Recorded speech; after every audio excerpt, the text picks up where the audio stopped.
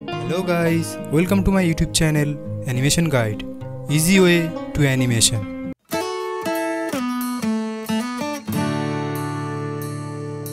Hello guys, पिछले video में मैं डिस्क्राइब किया था बॉल जंपिंग एनिमेशन। उस वीडियो में मैं दिखाया था कैसे एक बॉल जंप करता है।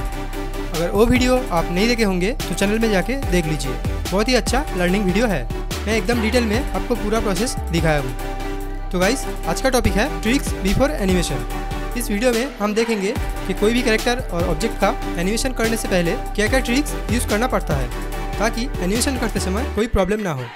पिछले कई वीडियो में मैं आपको दिखाया था मास्किंग, गाइड और गाइडलाइन। इस वीडियो में कुछ नया ट्रिक्स आपको दिखाऊंगा। तो आइए शुरू करते हैं। तो गाइस, इस कैरेक्टर का एनिमेशन करने से पहले मैं क्या क्या ट्रिक्स यूज़ करता हूँ आप पहले देखिए। सबसे पहले कैरेक्टर को रिग कर लीजिए। रिग करने से एनिमेशन करते समय जब जॉइंट में बेंड और स्ट्रेच होगा तो कोई प्रॉब्लम नहीं आएगा।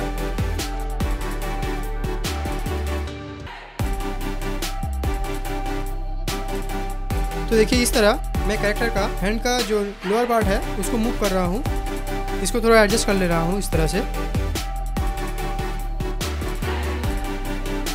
तो देखिए, रिग करने की वजह से जॉइंट में कोई भी प्रॉब्लम नहीं आ रहा है।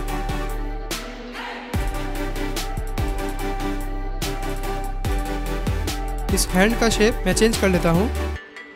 तो देखिए, रिग करने की वजह से मैं इस हैंड का पोजीशन चेंज किया हूँ और जॉइंट में कोई भी प्रॉब्लम नहीं आया है। तो ये था रिग करने का फ़ायदा। अब दूसरा है कि सारे बॉडी पार्ट को अलग अलग लेयर में डिस्ट्रीब्यूट करना। इस तरह से सबसे पहले ड्रैग करके टोटल बॉडी पार्ट को सिलेक्ट कर लीजिए और F8 प्रेस करके सिंबल कर लीजिए। अब इसके अंदर जाइए और 100 तक फ्रेम को बढ़ा लीजिए। अब टोटल सिलेक्ट करके राइट क्लिक करके डिस्ट्रीब्यूट टू लेयर कर दीजिए। तो देखिए, बॉडी का सारा पार्ट अलग अलग लेयर में डिस्ट्रीब्यूट हो गया। कोई भी कैरेक्टर और ऑब्जेक्ट का एनिमेशन करने से पहले आपको बॉडी का हर एक पार्ट अलग अलग लेयर में लाना पड़ेगा। देखिए हैंड, लेग सब अलग अलग लेयर में डिस्ट्रीब्यूट हो चुका है। अब सारे लेयर को सिलेक्ट करके राइट क्लिक करके क्लासिक ट्विन प्रेस कीजिए। तो देखिए, अलग अलग लेयर में जो बॉडी पार्ट है वो सारा पार्ट सिंबल में कन्वर्ट हो गया। देखिए, अब फेस के अंदर जाइए और कंट्रोल B प्रेस करके इसको ब्रेक कर दीजिए और यहाँ पे भी फेस का जो अलग अलग पार्ट है उसको लेयर में डिस्ट्रीब्यूट कर दीजिए। अब इसका शॉर्टकट भी यूज़ कर सकते हैं। टोटल सिलेक्ट करके कंट्रोल शिफ्ट D प्रेस कीजिए तो डिस्ट्रीब्यूट टू लेयर हो जाएगा। अब इसका फ्रेम भी 100 तक बढ़ा लीजिए और राइट क्लिक करके क्रिएट क्लासिक ट्विन कर दीजिए। तो देखिए, सारा पार्ट सिंबल में कन्वर्ट हो गया। अब हेयर का जो पार्ट है उसके अंदर जाइए और इसको भी लेयर में डिस्ट्रीब्यूट कर दीजिए। तो देखिए, इस कैरेक्टर का हर एक पार्ट अलग अलग लेयर में डिस्ट्रीब्यूट हो गया। अब इस कैरेक्टर का एनिमेशन करते समय कोई भी प्रॉब्लम नहीं आएगा। अब एनिमेशन शुरू करने से पहले सबसे मेन पार्ट है पाइवट पॉइंट सेट करना। देखिए, हैंड का जो अपर पार्ट है उसका पाइवट पॉइंट बीच में है। अब मैं इस पार्ट को मूव करूंगा तो देखिए जॉइंट में प्रॉब्लम आएगा, इसलिए इसका पाइवट पॉइंट ऊपर की तरफ शिफ्ट करना पड़ेगा। अब देखिए, मैं इसका मूवमेंट अच्छे से कर पा रहा हूँ। यहाँ पर देखिए, हैंड का जो लोअर पार्ट है उसका भी पाइवट पॉइंट बीच में है। अब मैं इसको मूवमेंट करूँगा तो बहुत प्रॉब्लम आएगा, इसलिए इसका पाइवट पॉइंट ऊपर की तरफ शिफ्ट करना पड़ेगा। देखिए, अब अच्छे से मूवमेंट हो रहा है। इस तरह जो दूसरा हैंड है उसका भी पाइवट पॉइंट ऊपर की तरफ शिफ्ट करना पड़ेगा। आपको यहाँ समझना पड़ेगा कि बॉडी का कौन सा पार्ट किस तरफ एनिमेट होगा, उस हिसाब से कैरेक्टर का पाइवट पॉइंट सेट करना पड़ेगा। देखिए,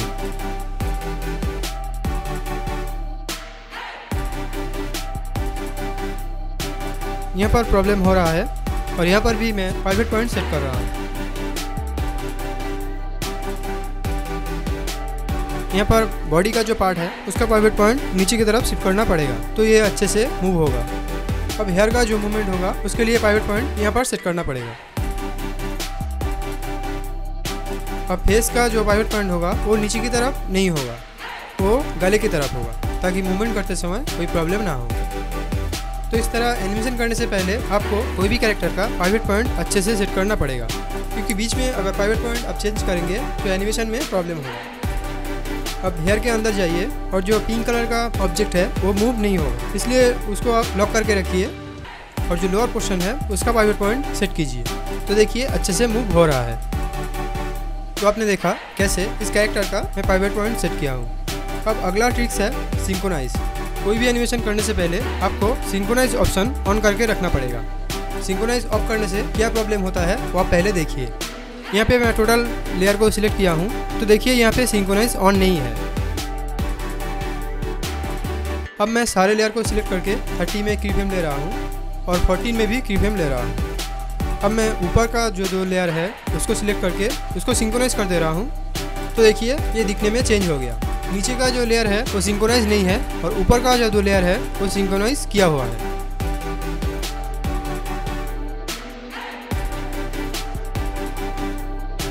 आपको दिखाने के लिए कुछ और फ्रेम मैं सिंक्रोनाइज कर दे रहा हूँ। अब डिफरेंस क्या होता है आप देखिए। मैं ये हैंड ले रहा हूँ, हैंड का लोअर पार्ट और अपर पार्ट एग्जाम्पल के लिए यूज़ कर रहा हूँ। हैंड का जो लोअर पार्ट है उसको मैं सिंक्रोनाइज कर दे रहा हूँ और जो अपर पार्ट है उसको मैं सिंक्रोनाइज नहीं कर रहा हूँ, तो आपको डिफरेंस पता चलेगा। बाकी सारे लेयर को मैं लॉक करके रखता हूँ और इन 2 लेयर को मैं यूज़ करता हूँ। अब इसके अंदर जाइए और टाइमलाइन को बढ़ा लीजिए और आप लोअर पार्ट के भी अंदर जाइए और टाइमलाइन को बढ़ा लीजिए। तो देखिए 14 नंबर की फ्रेम को आप सिलेक्ट कीजिए और एक फ्रेम आगे लेके आइए, तो देखिए ऑटोमेटिक इसका कॉलिंग चेंज हो गया। अब 30 को भी 35 में ले आइए, तो देखिए ऑटोमेटिक कॉलिंग चेंज हो गया। लेकिन जो लेयर सिंक्रोनाइज नहीं है उसको एक फ्रेम आगे लेके आइए, तो देखिए इसका कॉलिंग चेंज नहीं हुआ है, ये अभी तक 14 में है। और अब 30 नंबर की फ्रेम को 35 में ले आइए, तो देखिए यहाँ पर भी इसका कॉलिंग चेंज नहीं हुआ है। यही प्रॉब्लम होता है सिंक्रोनाइज नहीं करने से। अब मैं 35 नंबर में इसके अंदर जाऊंगा तो ऑटोमेटिक 30 फ्रेम में आ जाऊंगा, 35 नंबर में नहीं आ पाऊंगा। लेकिन जो लेयर सिंक्रोनाइज है उसके अंदर जाऊंगा तो डायरेक्ट 35 में आ जाऊंगा। देखिए हैंड का जो लोअर पार्ट है उसके अंदर जा रहा हूँ तो ऑटोमेटिक 35 में जा रहा हूँ, लेकिन हैंड का जो अपर पार्ट है उसके अंदर जा रहा हूँ तो 35 की जगह 30 में आ रहा हूँ। इस तरह 15 नंबर पे में आई है और हैंड का जो अपर पार्ट है इसके ऊपर डबल क्लिक कीजिए, तो देखिए 15 में नहीं ऑटोमेटिक 14 में आ गए। लेकिन जो लेयर सिंक्रोनाइज किया हुआ है उसके ऊपर डबल क्लिक कीजिए, तो देखिए सही जगह पे पहुंच गए। आशा करता हूं कि आप समझ गए होंगे सिंक्रोनाइज नहीं करने से क्या क्या प्रॉब्लम होता है। अब मैं इस लेयर को सिलेक्ट करके सिंक्रोनाइज कर दे रहा हूं, तो देखिए इसका कॉलिंग ठीक हो गया। पहले जो कॉलिंग का प्रॉब्लम हो रहा था वो अब नहीं हो रहा है। इसके ऊपर डबल क्लिक कीजिए, तो देखिए आप सही जगह पे पहुँच गए। आशा करता हूँ कि आप समझ गए होंगे कि सिंक्रोनाइज करने से कॉलिंग का प्रॉब्लम नहीं होता है। इसलिए कोई भी कैरेक्टर का एनिमेशन करने से पहले आप टोटल लेयर को सिलेक्ट करके सिंक्रोनाइज कर दीजिएगा। इसकी वजह से कॉलिंग का कोई प्रॉब्लम नहीं आएगा। अब आप एक नया चीज़ देखिए, प्ले वंस। यहाँ पे राइट साइड में आपको 3 ऑप्शन दिखाई दे रहा होगा, लूप, प्ले वंस और सिंगल फ्रेम। इन तीनों ऑप्शन का क्या काम होता है आप पहले देखिए। इस सिंबल को मैं सिलेक्ट किया हूँ और 10 नंबर में मैं की फ्रेम ले रहा हूँ। अब इसका पोजीशन मैं चेंज कर रहा हूँ।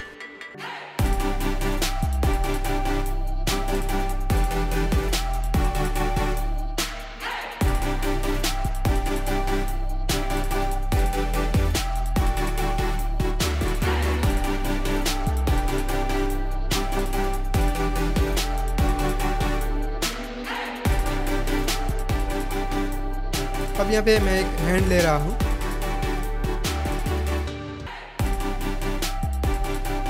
और इसका कलर चेंज कर दे रहा हूँ।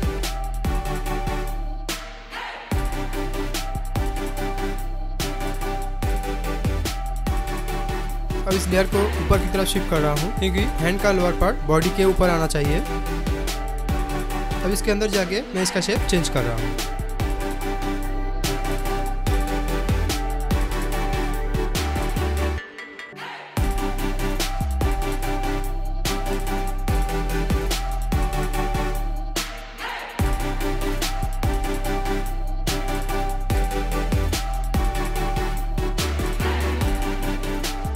तो देखिए यहाँ पे हैंड का पोजीशन चेंज हो गया।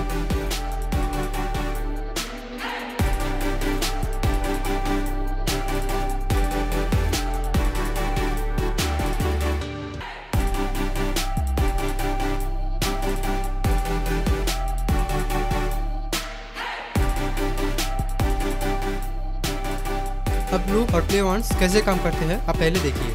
यहाँ पे जो सिंबल है वो लूप में है, लेकिन इसके अंदर टाइम लाइन कम रहेगा। मान लीजिए 20 तक रहेगा तो बाहर में 21 फ्रेम में इसका शेप फर्स्ट फ्रेम की तरह हो जाएगा। उस तरह हैंड का जो लोअर पार्ट है उसके अंदर एग्जांपल के लिए मैं 25 तक की फ्रेम ले रहा हूँ, तो देखिए 26 की फ्रेम में इसका शेप ऑटोमेटिक चेंज हो गया। अगर लूप में रहेगा तो ये प्रॉब्लम होगा। सिंक्रोनाइज करने के बाद बीच में आके आप कुछ भी चेंज नहीं कर सकते हैं।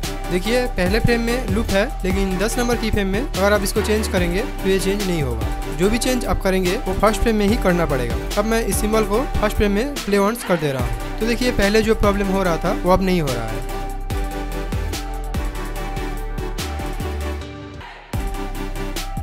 देखिए लूप करने से 26 नंबर में इसका शेप ऑटोमेटिक चेंज हो जा रहा है। तो देखिए प्ले ऑन करने से कोई भी फ्रेम में इसका शेप चेंज नहीं हो रहा है। यही फायदा है प्ले ऑन करने का। तो आप समझ गए होंगे कि एनिमेशन शुरू करने से पहले टोटल कैरेक्टर को सिलेक्ट करके प्ले ऑन करना पड़ेगा, ताकि अगर अंदर में टाइमलाइन कम रहेगा तो बाहर में कोई प्रॉब्लम नहीं होगा। अगला प्रॉब्लम है नोट्स का प्रॉब्लम। देखिए 10 नंबर की फ्रेम में हैंड का लोअर पार्ट का जो शेप है, मैं अगर इसको चेंज करना चाहूँगा तो इसमें प्रॉब्लम आएगा, क्योंकि इसमें बहुत सारा नोट्स है। इसको ठीक करने के लिए आप इस लाइन को सिलेक्ट कीजिए और विंडोज में जाके टूल बार में जाके मेन पे क्लिक कीजिए। तो देखिए एक बॉक्स आ गया। इसको यूज़ करके आप लाइन को स्मूथ और स्ट्रेट कर सकते हैं। तो देखिए यहाँ पे जो स्ट्रेट लाइन है इसके ऊपर क्लिक कीजिए तो लाइन ऑटोमेटिक स्ट्रेट हो जाएगा और इसमें कोई भी नोट्स नहीं आएगा। अब इसका शेप चेंज कीजिए तो कोई भी प्रॉब्लम नहीं होगा। आप फिर से देख लीजिए। अब मैं दूसरे हाथ का जो लोअर पार्ट है उसको मूव कर रहा हूँ। अब इसके अंदर जाइए तो देखिए इसमें भी नोट्स दिखाई दे रहा है। नोट्स मतलब कोई भी लाइन को अगर आप अपने हिसाब से मूव करना चाहेंगे तो अगर मूव नहीं होगा तो आपको समझना पड़ेगा कि उसमें नोट्स है। उसको ठीक करने के लिए आपको लाइन को पहले स्ट्रेट करना पड़ेगा। इस तरह स्ट्रेट करने से लाइन में जो नोट्स रहेगा वो ऑटोमेटिक रिमूव हो जाएगा। इसके बाद आप बहुत ही आसानी से शेप चेंज कर सकते हैं। आप समझ गए होंगे कि नोट्स रिमूव कैसे करते हैं। अब नेक्स्ट ट्रिक है पोजिंग। एनिमेशन करने से पहले आपको पोजिंग स्ट्रॉन्ग करना पड़ेगा। इस तरह से जिस फ्रेम में आप पोज चेंज करना चाहेंगे उसके अगले फ्रेम में आप की फ्रेम ले लीजिए, ताकि पोजिंग करते समय कोई प्रॉब्लम ना हो। अब यहाँ पे आप पोज चेंज करिए। मैं इस कैरेक्टर का एक छोटा सा हैंड मूवमेंट कर रहा हूँ, इसके लिए मैं इसका पोज चेंज कर रहा हूँ।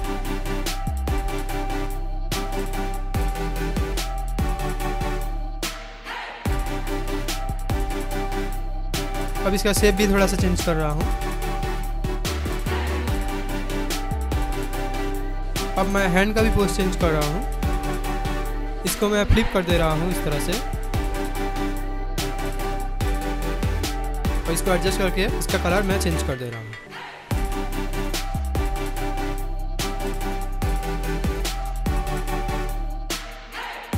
अब मैं जो दूसरा हैंड है उसका भी पोज चेंज कर रहा हूँ और इसका अंदर जाके उसका भी शेप चेंज कर रहा हूँ। पोजिंग के हिसाब से आपको बॉडी का हर एक पार्ट का शेप चेंज करना पड़ेगा। जब तक वो स्ट्रॉन्ग पोज नहीं बनेगा तब तक आपको इसका शेप चेंज करना पड़ेगा।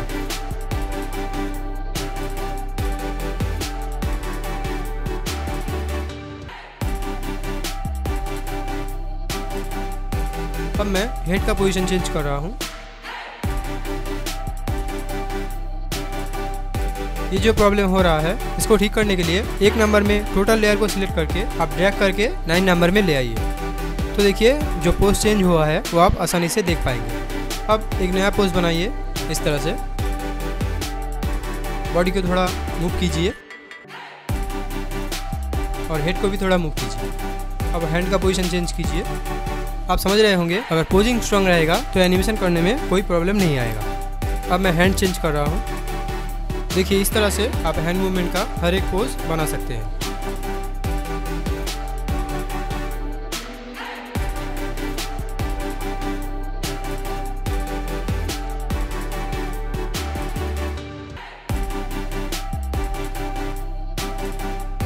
अब बॉडी का जो लोअर पार्ट है उसको थोड़ा एडजस्ट कर लीजिए। अब 18 में हैंड का शेप भी थोड़ा चेंज कर दीजिए। यहाँ पे थोड़ा सा प्रॉब्लम दिखाई दे रहा है, इसको आप ठीक कर लीजिए।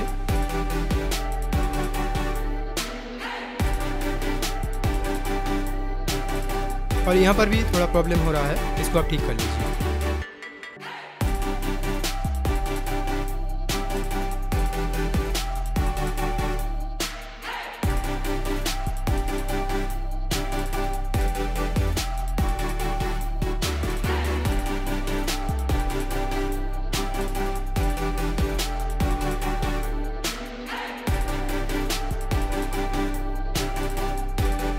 तो देखिए पोजिंग कंप्लीट हो गया। एनिमेशन करने से पहले आपको मेन पोज बना लेना पड़ेगा इस तरह से। तो ये था एनिमेशन करने से पहले मेन ट्रिक्स।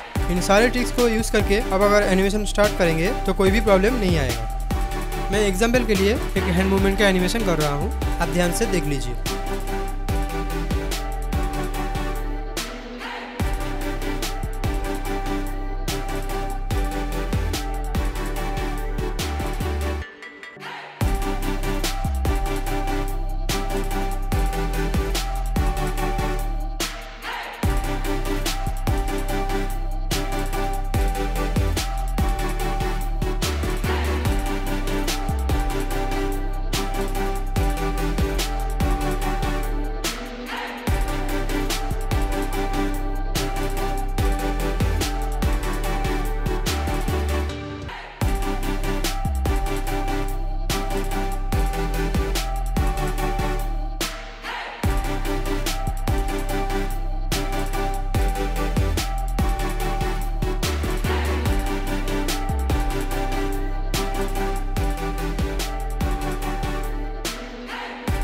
हैंड के लोअर पार्ट के अंदर जाइए और शेप की यूज़ करके इसका शेप चेंज कीजिए।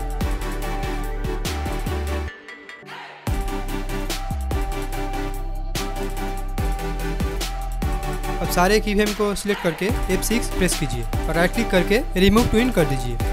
अब दोनों साइड में जो लाइन है हर एक फ्रेम में जाके उसको डिलीट कर दीजिए।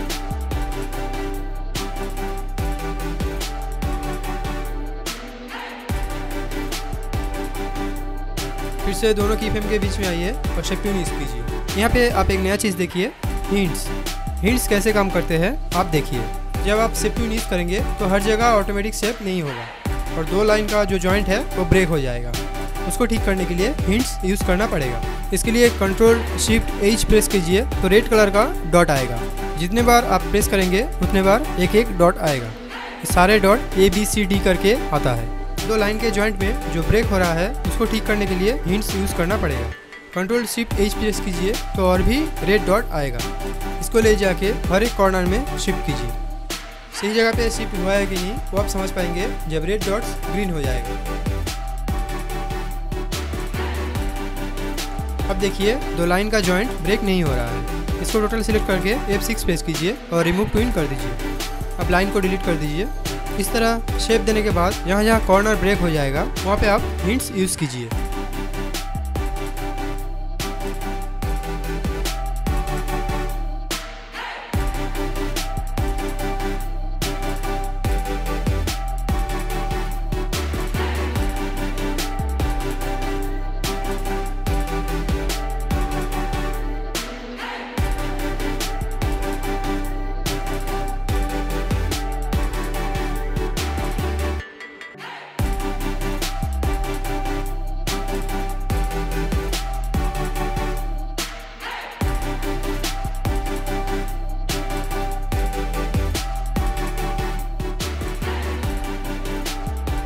फिर से यहाँ पे भी दो लाइन का जॉइंट ब्रेक हो रहा है। अब यहाँ पे भी आप हिंट्स यूज़ कीजिए इस तरह से।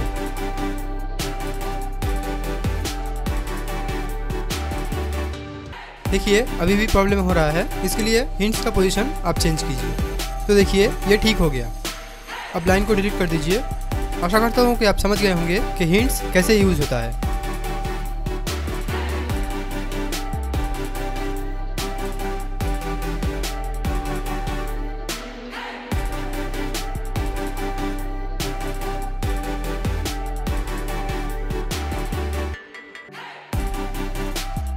अब हर एक कीफ्रेम में जाके इसको थोड़ा एडजस्ट कर लीजिए।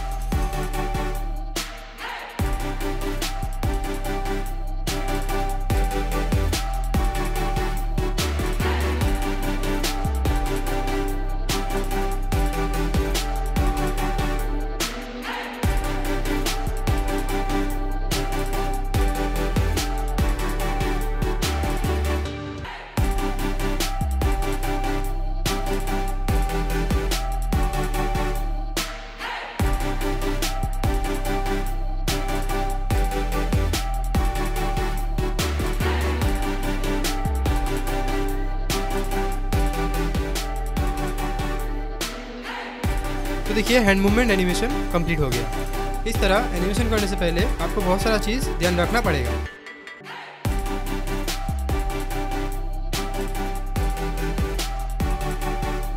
अब हेयर का जो पार्ट है उसका थोड़ा मूवमेंट दीजिए। जो पिंक कलर का पार्ट है वो स्टिल रहेगा और जो लोअर पार्ट है वो मूव होगा।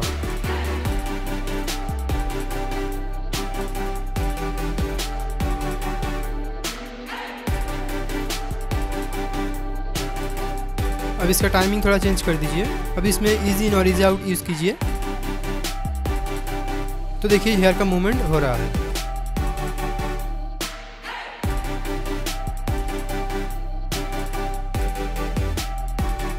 अब इसको थोड़ा एडजस्ट कर लीजिए।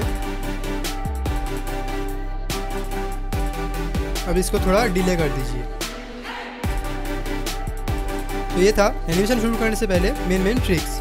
आशा करता हूँ कि पूरा वीडियो देखने के बाद आप समझ गए होंगे कि कोई भी एनिमेशन शुरू करने से पहले आपको क्या क्या चीज़ ध्यान रखना पड़ेगा। सबसे पहले आपको रीक करना पड़ेगा। उसके बाद आपको सारा बॉडी पार्ट अलग अलग लेयर में डिस्ट्रीब्यूट करना पड़ेगा। उसके बाद सिंबल करने के बाद पाइवट पॉइंट सेट करना पड़ेगा। उसके बाद सिंबलाइज करना पड़ेगा और उसके बाद पोजिंग करना पड़ेगा। पोजिंग हो जाने के बाद आप टाइमिंग सेट करके कोई भी एनिमेशन अच्छे से कर पाएंगे। अगर वीडियो रिलेटेड कोई भी प्रॉब्लम हो तो कमेंट सेक्शन में बताइए। तो इस तरह के एनिमेशन रिलेटेड वीडियो देखने के लिए सब्सक्राइब कीजिए मेरा चैनल एनिमेशन गाइड और बेल आइकन को प्रेस कीजिए ताकि मेरा हर एक वीडियो का नोटिफिकेशन सबसे पहले आपके पास आ जाए। अगर वीडियो पसंद आए तो लाइक करिए और आपका ओपिनियन कमेंट सेक्शन में बताइए और प्लीज़ चैनल को सब्सक्राइब कर दीजिए। तो आज के लिए बस इतना ही। मिलते हैं अगले वीडियो में। बाय।